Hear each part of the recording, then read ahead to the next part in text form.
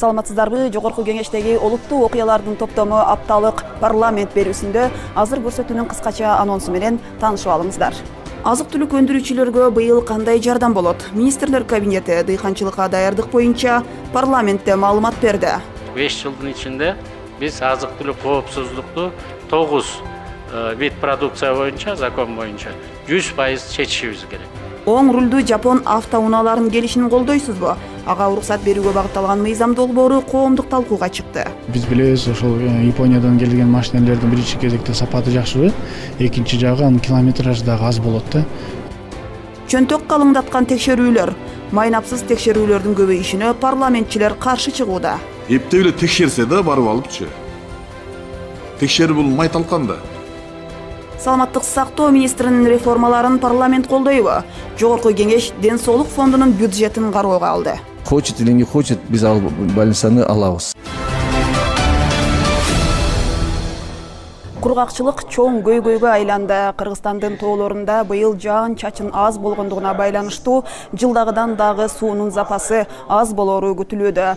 Мындан улам жазында жер иштеткен дыйкандардын абалы кандай болот деген суроо көпчүлүктү түйшөлтүүдө. Депутаттар министрлер кабинетинин төрагасы Акылбек Жапаровду баш кылып жыйынга чакырып, дыйкандардын жазгы талаа иштерине даярдыктары тууралуу маалымат угушту. Ирригация, азык-түлүк коопсуздугу, айыл чарбаны өнүктүрүүгө 26 миллиард сом казынадан бөлүндү. Кыргызстандын тарыхында мындай чоң акча каражаты биринчи жолу бөлүнүп жатат.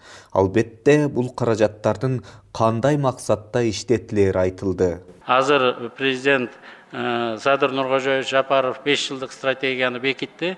Ошол стратегияга ылайык 5 жылдын ичинде биз азык-түлүк коопсуздукту 9 вид продукция боюнча, закон боюнча 100% чечишибиз керек. Мына ошондой пландарыбыз биздин астыбызда турат. Жазгы талаа иштерин баштоо үчүн дыйкандарга эң оболу күйүүчү майдын баасы маанилүү. Нефтетирелердин ассоциациясынын ортосунда договоруңар болгондо буга чейин 5%, 7%га чейин кээ бир компаниялар ошол дизелди жеңилдетилген баада берип келген. Быйыл ошол кандай болот? Чекене баадан тышкары дүң баада жеңилдиктер берилет. Суу болбосо түшүм болбойт. Министрлер кабинети кургакчылыктын алдын кантип алат? Былтыркыдай суу тартыштыгы болбош үчүн алдын ала кандай жумуштар аткарылды? Ошол былтыркыдай суу тартыштыгы болбош үчүн быйыл былтыркы жылы ноябрда 100 миллион сом акча бөлүндү, быйыл миллиард бөлүнүп атат. Ошонун өздөштүрүү менен биз 663 километр жердеги бетондук каналдарда ремонт кылабыз.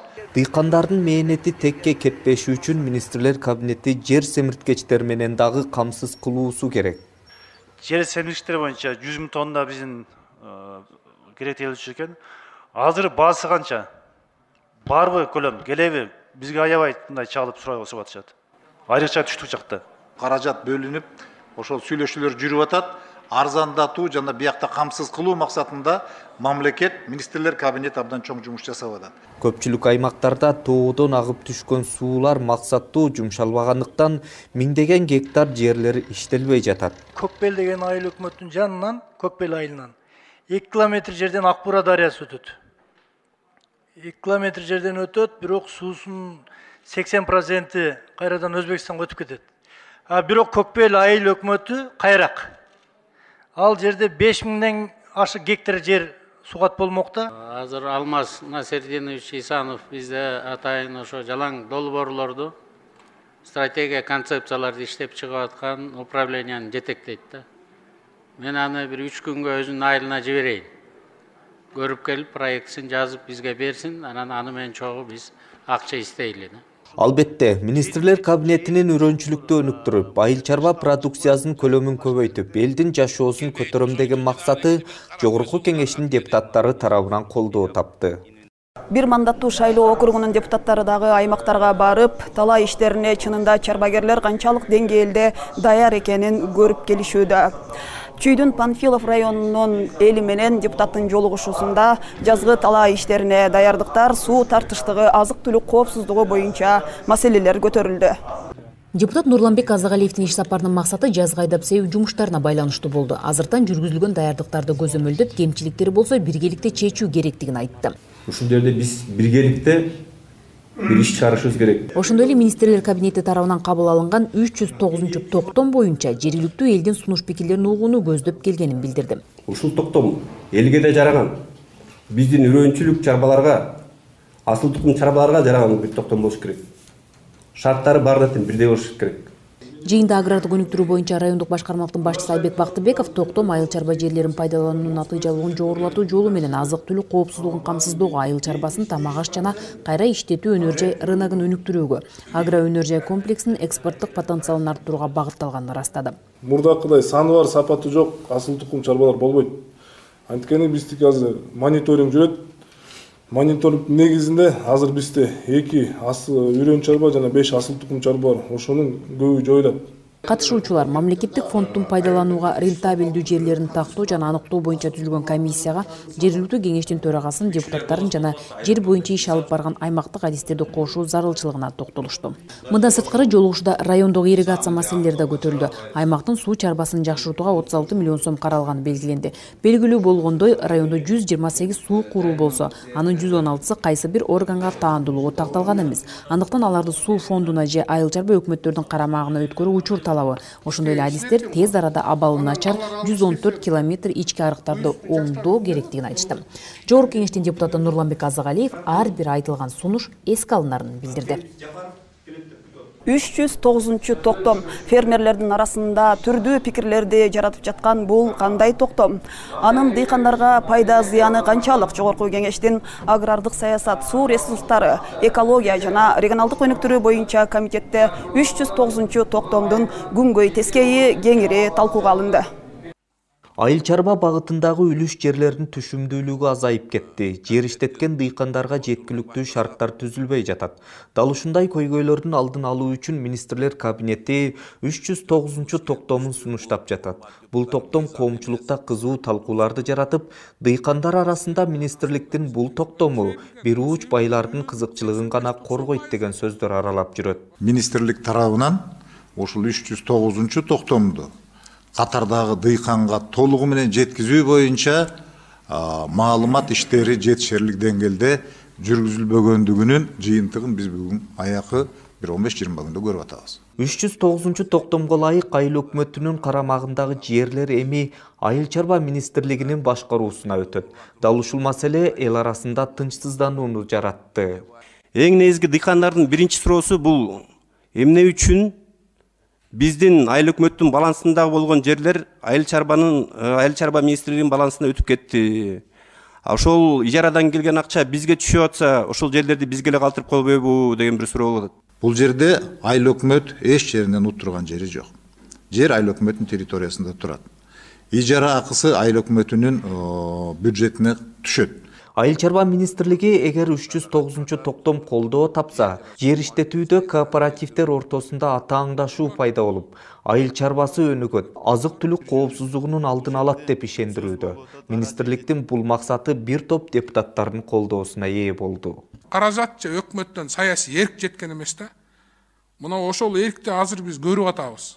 Токтом долбоорунда баш мыйзамга шайкеш келтирүүчү дагы маселелер бар. Бул жерде сөз болуп атат, о развитии сельскохозяйственного жанагы айыл чарбасы кооперативдерин өнүктүрүү, жанагы үрөөн жана асыл тукум кооперативдерин чарбачылыктарын өстүрөйлү деп атат. Андай боло турган болсо, бул токтомдун негизи 86-чы конституциянын биринесинин негизинде, мына биз конституцияны карашыбыз керек. Жер казынасы аба мейкендиги бул мамлекетке тиешелүү деп атат. Жалпысынан аталган токтом бир уч акчалуу адамдардын эмес, карапайым дыйкандар үчүн иштеш керек деген сунуш пикирлер айтылды. Жыйынтыгында 309 токтомду комитет мүчөлөрү жактырды. Өлкөгө оң рулдуу унааларды киргизүүгө уруксат берүү сунушталууда. Демилгечи депутат Марлен Маматалиев мыйзам долбоорун коомдук талкууга чыгарды.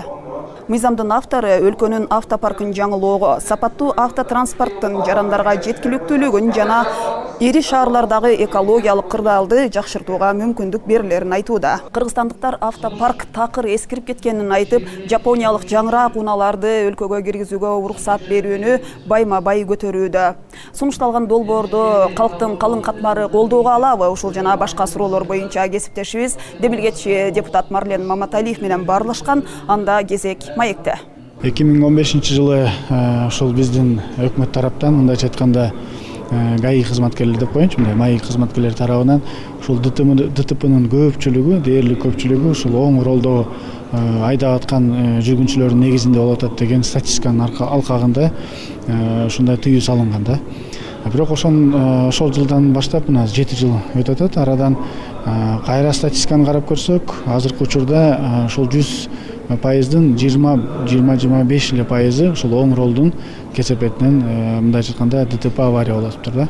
Бул бир жагы. Экинчи жагы ансыз деле ал ыкманы ар кандай жолдор менен өтүп, бизде коррупциялык схемалар менен ал машиналерди алып келип атыптыр. Бул бир жагы. Экинчи жагы мына көрүп атасыздар, мына ээсин алкагында мамлекеттер бири-биринин мамлекетинин ичинде жүрө берет деген 3 жылдын ичинде жүрө берет деген алкагында бир топ машиналер Абхазия номери менен, Россия номерлери менен бир жакта эле жүрүп атат да. Биринчи кезекте бул машинанын азыркы учурдагы баасы. Биз билебиз, ээсин алкагында азыр башка жактан, башка мамлекеттин машиналарын алып келсеңиз, поштанасы өтө чоң. Өтө чоңго байланыштуу, алар кымбат. Анан биздин жарандарыбыз жалаң гана ошол Россиядан, же болбосо Казакстандан, же Армениядан, же Абхазиядан машиналарды чириген, эски, сапаты начар машиналарды алганга мажбур болуп атат да. Кече өкмөткө ушул эле суроо коюлду. Министрлер кабинетинин төрагасы эгер оң урулдуу автоунааларга уруксат бере турган болсок, Россиядан, Казакстандан эскирген машиналар кирет деген пикирин билдирди да. Сиз буга кандай карайсыз? Жок, тескерисинче. Биз билебиз, ошол Япониядан келген машиналардын биринчи кезекте сапаты жакшы, экинчи жагы анын километражы дагы аз болот да. Ал камера жанагы мыйзамда так көрсөтүлүп, ошондой эреже менен бекилеби, камера койбосо уруксат берилбейт да. Эрежесин так эле жазып койдук. Бизге ошондой машиналардын камерасы орнотулса гана киргизилет, болбосо киргизилбейт деген. Текшерүүчү органдардын көбөйтүлүшүнө эл өкүлдөрү каршы чыкты. Ишкердик субъекттерди текшерүүгө укуктуу болгон органдардын саны 15ке жеткен мыйзам долбоорун тармактык комитет четке кагып, кайра жаңыдан башка мыйзам долбоор иштеп чыгуу чечими чыгарылды. Эл өкүлдөрү ар башка 15 мекеменин текшерүүсүн ишкердик чөйрөсү көтөрө албайт деген жүйөнү келтирүүдө. Министрлер кабинетинин курамы өзгөргөнүнө байланыштуу текшерүүчү органдардын да жаңы тизмесин түзүү зарылдыгы келип чыккан. Сунушталган долбоордо текшерүүгө укук берилип жаткан органдардын саны 15ке жеткен. Депутат текшерүүнүн көптүгү маселе чечпейт деп белгилеп, компаниялар текшерүүчүлөрдүн май талканына айланат деген пикирде. Ишкерлерге биз ашыкча көзөмөлдү азайтабыз, текшерүүлөр болбойт деген атайын биздин президентибиз дагы айтып атат, министрлер кабинетинин башчысы айтып атат, бул жерде тескерисинче болуп атат. Мурдага караганда дагы көбөйтүп, дагы майдалап, эптеп эле текшерсе да барып алыпчы. Текшерүү бул май талкан да. Мурда көп тармактарды текшерүү экологиялык техникалык инспекцияга чогултулган болчу. Ал натыйжасыз орган деп табылып жоюлуп кеткендиктен функциялары башка мекемелерге өтүүдө. Конкреттештирип айтсак, жолго байланыштуу мыйзам бузууларды прокурор сыяктанып, транспорт жана коммуникациялар министрлиги өзү текшермекчи. Жолдордун качествосундан көрүп атасыздар, анда биз карап оңдоп турганга мүмкүнчүлүк берилип атат деп ойлойм. Текшерүүгө укуктуу органга санариптүү өнүктүрүү министрлиги дагы кошулган. Көп нарушениялар бар экен. Байланыш тармагында өзүңүздөр билесиздер, азыр көп айыл региондордо көп байланыш жок болгондуктун себебинен текшериш керек болуп атат. Ошол себептен бул списокко кошкон бизди да анчы. Эмне деген нерсе, санариптик министрликтин өкүлдөрү внеплановый кирсе сапаты оңолот деген. Ай, кичине ойлонуп сүйлөгүлөчү. Внеплановый силерге бир эле кормушка керек болду. Башка эчтеке кереги жок силерге. Архитектура жана курулуш агенттигинин өкүлү курулуштун сапатын алар гана текшериши керектигин айтты. Минтранс өкүлдөрү айтып кетти, жолдун курулушунун көзөмөлүн биз Минтранска алабыз деп. Бул чечим Кыргыз Республикасынын шаар куруу жана архитектура боюнча мыйзамына каршы келет. Себеп дегенде бардық объекттерге, құрылмаларға, назначениясына, форма собственностіне қарабай госарстрой контроль бір ұйғарым құқықты орган, бұл қошымша текшеруші орган болады. Талқууда тақталғандай бірін-бірі қайталаған текшерушілер тізмеге кіріп қалған. Бирөөңүздөр даяр эместер. Эпте ушу текшерүү жагына кирип алсаңар, текшерсеңер болду да силергечи. Ар бириңер мына кесиптештерин туура айтып атат. Коррупционный бирдемелерди издейсиңер. Жакшынакай кылып макулдашып бунун бардыгын өзүңөр менен өзүңөр ошо өкмөттүн ичинде чечип, анан келиңиздер. Керек эмес баягы текшерүүлөрдүн баарын алып салыңыздар. Ишкерлерди текшерүүчү органдардын тизмесин кайра карап чыгуу сунушу менен мыйзам долбоору комитеттин кароосунан алынды.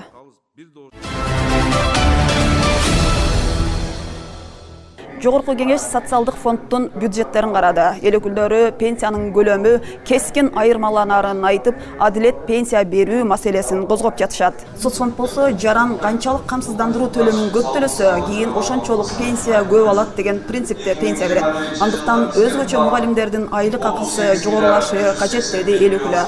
Анткени баары бир пенсия калыс берилбей, такыр эч жерде иштебегендерге деле пенсия чегерилип, алар 40 жыл мугалим болуп иштеген адам менен бирдей акча алып жатканы айтылды. Жеңилдетилген пенсия алчулар, анан көп пенсия алчулар менен мугалимдерди салыштырууга болбойт. Мугалимдердики таптакыр эле өтө эле начар болуп атпайбы. Үйдө отурган адам менен мугалимдин пенсиясы барабар болуп атат да. Белгилей кетсек, социалдык фонддун 2022 жылдагы бюджетинин кирешелери 68 миллиард сом, ал эми чыгашалары 67 миллиард сом деп бекитилүүдө. Жылдан жылга пенсионерлердин саны өсүп жатканын эске алганда, жакынкы жылдары пенсиялык фонд кризиске кептелерин эл өкүлдөрү айтып тынчсызданууда.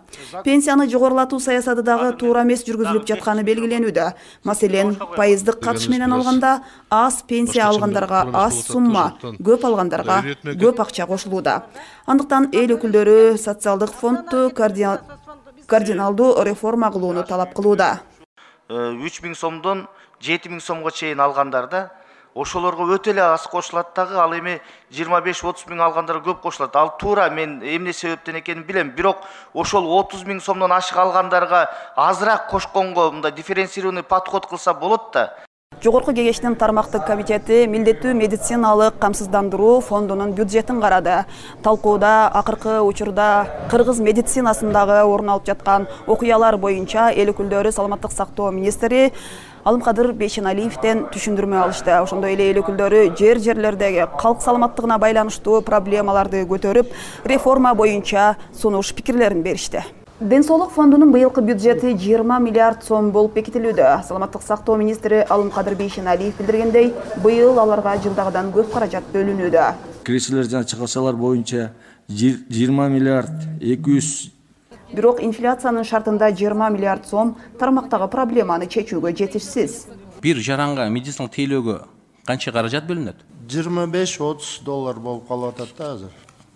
Ошол жетип атабы бүгүнкү күндө? Жок, аз болот, анткени башка мамлекеттерде 400-500 доллар, 1000 долларга чейин бир больницага кетет. Жылдан жылга бюджети көбөйүп атат. Бирок биз күткөн эффект болбой атат. Мына гемодиализ боюнча азыр биз 1,5 миң кишиге чыкты. Медицинага бөлүнгөн 20 миллиард сомдун дээрлик 1,5 миллиарды бир эле гемодиализге кетери маалым. Гемодиализге байлануу маселе чечпей турганын айткан эл өкүлү, андан көрө стратегияны өзгөртүп, акчаны бөйрөк алмаштыруу операцияларын жасоого шарт түзүүгө бериш керек деди. Анын үстүнө кыргызстандыктар ден соолук издеп, чет мамлекеттердеги кымбат операцияларга 10 миңдеген долларларын берип келүүдө. Өкмөт азыр программаны трансплантация боюнча, бөйрөктөрдү пересадка боюнча иштеп чыгып, ошону сунуштасын. 500 миллион сомду жылына ошону көрсөтүп берсин. 300 кишиге биз операцияны хотя бы бир жылына кылсак, 200 миллион сом биз эконом кылабыз гемодиализден. Пересадка почка биз азыр кыла баштадык. 7 миң долларга чыгып атат. Депутаттар учурда резонанс жаратып жаткан же мамлекеттик эмес же жеке менчик болбогон борбордогу ири клиникалардын тагдыры тууралуу сурашты. Реформа деп айттыңар, вообще кандай болот? Азыр ЦСМ, ФАПтар, ооруканалар эмне болот вообще? 3 ай болду, өзүбүзгө алдык. Министерство здравоохраненияга мен ойлойм, жакын арада бул результатын берет.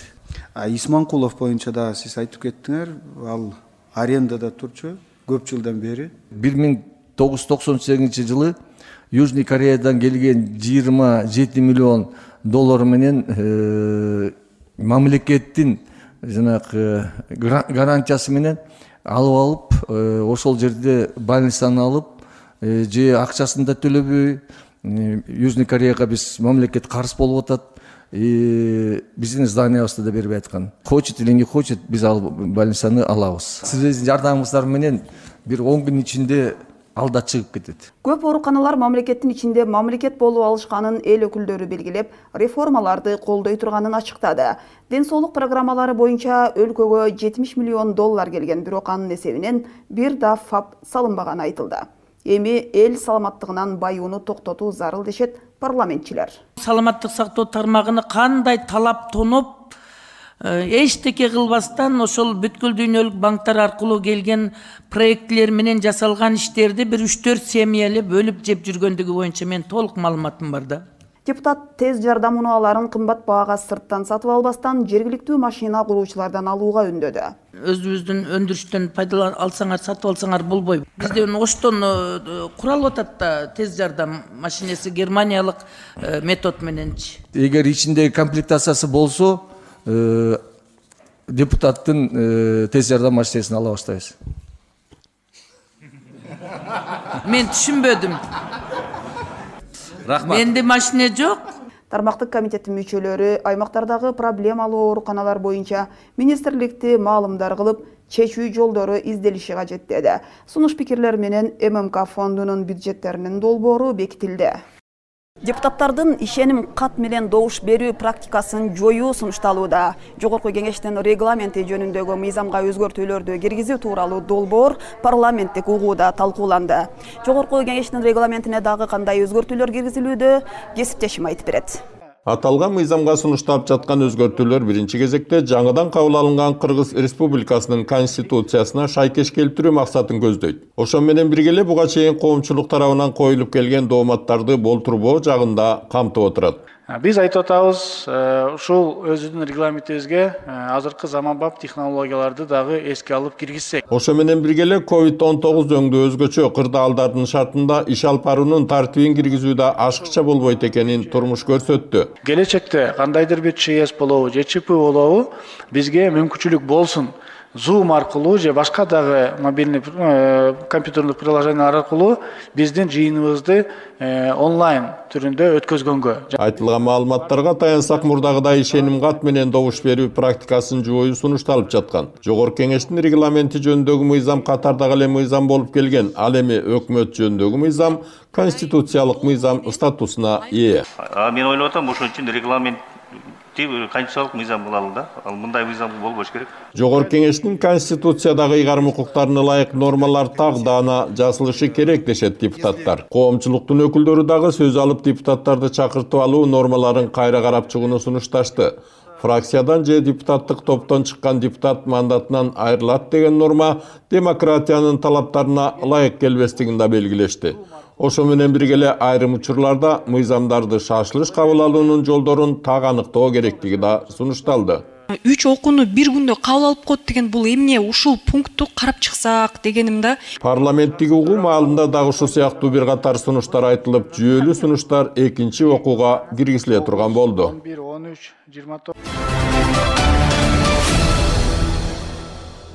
Таза сууну дээрлик 1 чакырым алыстыктан ташып ичкен Ат Башы районунун айылынын тургундары эл өкүлүнө кайрылууга аргасыз болду. Алар жергиликтүү бийлик менен жоопкерчиликти алган компания ичүүчү суу менен өз убагында элди камсыздоону талап кылышууда. Эл өкүлү болсо бул маселени өз көзөмөлүнө алды. Жергиликтүү айыл тургундары үчүн таза суу маселеси көп жылдан бери көйгөй. Үйүм алыс жакта жашайм. Дайыма суу алып келем. Кышында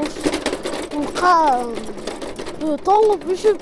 Нарын облусунун Ат башы районуна караштуу Кара Булуң айылында 2017-жылы атайын долбоор иштелип чыгып, аймакты суу менен камсыздоо жумуштары башталган. 32 миллион сомдук тендер өткөрүлүп, айылга суу түтүктөрү тартылган менен иш чала жасалып аягына чыккан эмес. Андан бери 5 жыл өткөнүнө карабай, айыл эли алыс жол басып суу ташып ичүүгө мажбур. Дагы ушул эки жыл кудукка элдер монтип акча чыгарып, насос салып алып, ушундан суу ичип. Ушундан өзүбүз алда айылдын эли чогуу. Учурда жергиликтүү тургундар бир кудуктан суу алат. Алардын айтымында буга чейинки орнотулган түтүктөр тоңуп, суу чыкпай калгандыктан алар колдон келишинче оңдоп алышкан. Талаага элечи. Арык менен суу тартып барып, ошол жерге кольцо салып туруп, ошол сууну эле киргизип койдук да почти. Фильтр жок, эчтеке жок бул жердечи. Кандай суу келсе, ошол түгөлү менен айылга кирет. Мына 5 жылдан бери ошол сууну ичип келгенбиз. Жылы кагышында ошо жерде чаккылайбыз да. Мен Мелис Байкеге да айттым көчөгүн. Бул проектиңизди биз кабыл албайбыз. Баштан аяк бизге биз разы болгодай салып берсин баштан. Могу жерде жетишпеген кемчиликтерди, жетишпеген мүчүлүктөрдү оңдоп, сууну оңдоп чыгарып, бүтүрүп ишке киргизип атабыз. 1 айлык, 1,5 айлык жумуш калды да бу жерде. Проект толук бүтүп өткөрүп берилекпиз өкмөткө. Мындан улам Теңир Тоолуктар район башчылары жооптуу адистер менен подрядчы компания өкүлдөрүнө нааразылыгын билдирип чогулушту.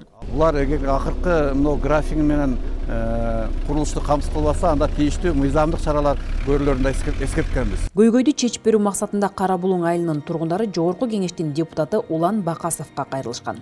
Эл өкүлү аталган көйгөйдүн чечилишин өз көзөмөлүнө аларын билдирип, тийиштүү чаралар көрүлөрүн кошумчалады. Нарын областынын Ат башы районунун Кара Булуң айылында суу проблемасы чоң көйгөйдү ушунга чейин жаратып келеткен. Анткени 2017-жылы өкмөт тарабынан 32 миллион сом бөлүнүп, ал тендерди Project деген фирма утуп тур, акчасын толугу менен котортуп алып тур. Ушунга чейин жумушту толугу менен аткарган эмес.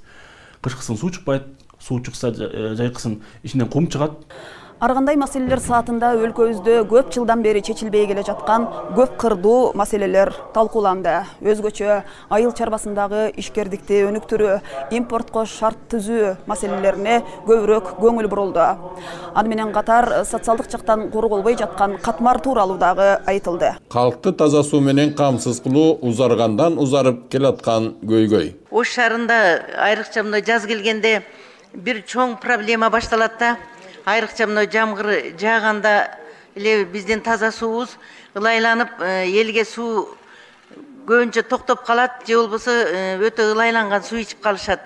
Баетов айылы таза суу системасы дагы 1960-жылы салынып, бүгүнкү күндө таптакыр иштен чыгып, жаңысын мындай мындан бир нече жыл мурун башталган мектептердин курулушу бүтпөй турат. Төлөкөн айыл өкмөтүнө караштуу Кыргызстан деген айылда Курбанбаев мектеби бар. Ошол айылда 1000ге жакын окуучу бар. Бүгүнкү күндө 300 окуучу гана окуп жатат мектебинде. Мектеп авариялык акыбалда. Демек капиталдык салымдарга бөлүнгөн 3 миллиард сом өтө эле аздык кылат. Бүт депутаттар айтат, мектеп, бала бакча жана башка маселелерди абдайым айтып келишет да. Ушул 3 миллиард сомго жетпейт, 10 миллиард сомго жеткизсеңер. 10 миллиард сомго. Өкмөт 270 миллион сомду жараксыз болуп калган жасалма дем алдыруу аппараттарына жумшаган жатабы. Кабинет министров Кыргызской республики намерен выделить средства деп. Бул акционердик коом өтө кымбат, сапаты белгисиз аппарат сатып алганына азыр министр кабинет төлөйбүз деп чечим чыгарыптыр. Бул не деген жорук? 270 миллион сом. 270 миллион сомго 4 мектеп түшөт. Жаңы салык кодекси коомдук тамактануу жайларынын жабылып калышына шарт түзөбү. Ошол салык кодексин карап атканда дагы мен ушул жерден айткам, ушул 8%дык салык общепитке жанагы коомдук тамактануучу жайларга бул өтө оор тиет деп. Кыргызстанда тили жаңы чыгып келаткан балдар казакча же орусча сүйлөй башташты. Менин кыздарым казактардын Балапан деген телеканалын көрүп отурушуп казакча сүйлөй баштады. Биздин Баластандын жарымынан көбү башка мындай расмий тилде болуп атат да, ошону толук кыргыз тилине өткөрүш керек. Республика боюнча эле оңдоп түзөөгө муктаж маданият мекемелери арбын. Акталаада маданият үйү 68-жылы курулган. Электр от казаны жана жылуулук системасы эскилиги жетиптир. Болгон сураган акчасы 2 миллион 400 миң сом экен. Эркин ой жүгүртүүнүн, демократиянын, адилеттик үчүн күрөштүн үлгүсүн көрсөткөн аксы окуясына 20 жыл болуптур. Мамлекеттик бийликтин эл менен болгон мамилесинин чоң мындай бир салым кошкон окуя. Мына ушул окуяга карата 20 жылдыкка карата министрлер кабинети кандай иш-чараларды уюштуруп атат? Мен ойлойм ошол иш-чарага президентибиз Садыр Нуркожоевич өзү катышса да жакшы болмок.